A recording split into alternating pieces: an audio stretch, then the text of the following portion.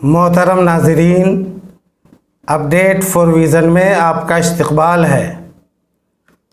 आज रसूल पाक सल्लल्लाहु ताला अलैहि वसल्लम का मुल्क अरब में पैदा होने के ताल्लुक़ से अहम मालूमात लेकर हम हाजिर हैं। तो आइए बयान शुरू करते हैं।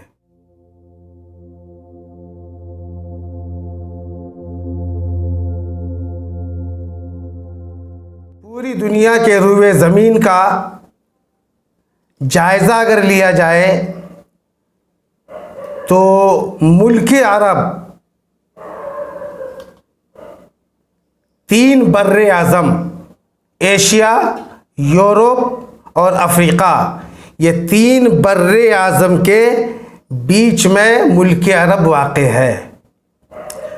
जाहिर सी बात है कि एशिया, अफ्रीका और यूरोप से मुल्क अरब का ताल्लुकात, आना जाना, राहो रस्म था। तो कोई भी हिदायत के लिए कोई पैगाम अगर भेजा जाए पूरी दुनिया में तो मुल्क अरब उसके लिए मरकज़ की हैसियत रखता है।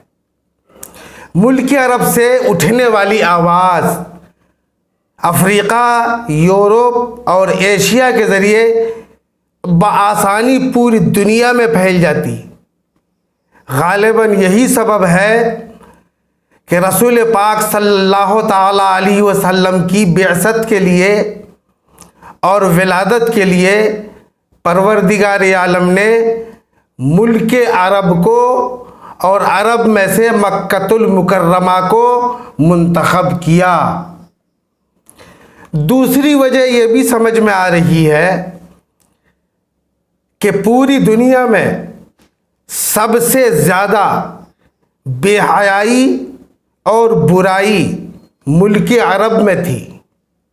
कत्लो खून, रहज़नी, डकैती, बेहयाई, शराबनोशी, जुआ, अय्याशी, मक्कारी, फोशगोई और औरतों पर जुल्म ज़बरदस्ती, औरतों का अगवा और बच्चियों को जिंदा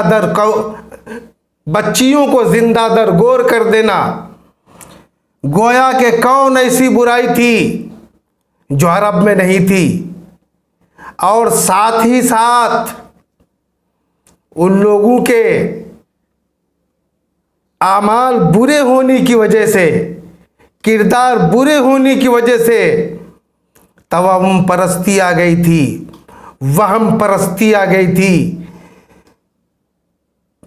पत्थर के तराशे हुए बुत, हाथों से मिट्टी के बनाए हुए बुत उनके माबूद बन गए थे और सारा अरब उन बुतों की पूजा करता था।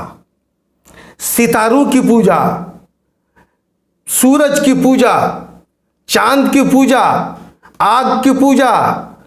मुख्तसर ये कि तमाम बेहयाई और बुराई मुल्क अरब में थी। और नबी के आने का मंशा देखिए, अंबिया किराम के मबऊस होने का मकसद देखिए। अंबिया किराम दुनिया में इसलिए तशरीफ़ लाते हैं ताकि कौम को भटके हुए रास्ते से बचाकर रास्ते पर लेके आए, गुनहगारों को नेकोकार बना दे, बुत परस्तों को खुदा परस्त बना दे, जालिमों के दिलों में अमन व शांति और मोहब्बत का पैगाम भर दे, मोहब्बत का जज्बा भर दे। इसी मकसद के तहत अंबिया किराम की बेइज्जत हुई। अब जबकि हमारे नबी खातमुन नबीयीन सल्लल्लाहु ताला अलैहि वसल्लम अल्लाह के आखिरी नबी थे और आखिरी नबी हैं,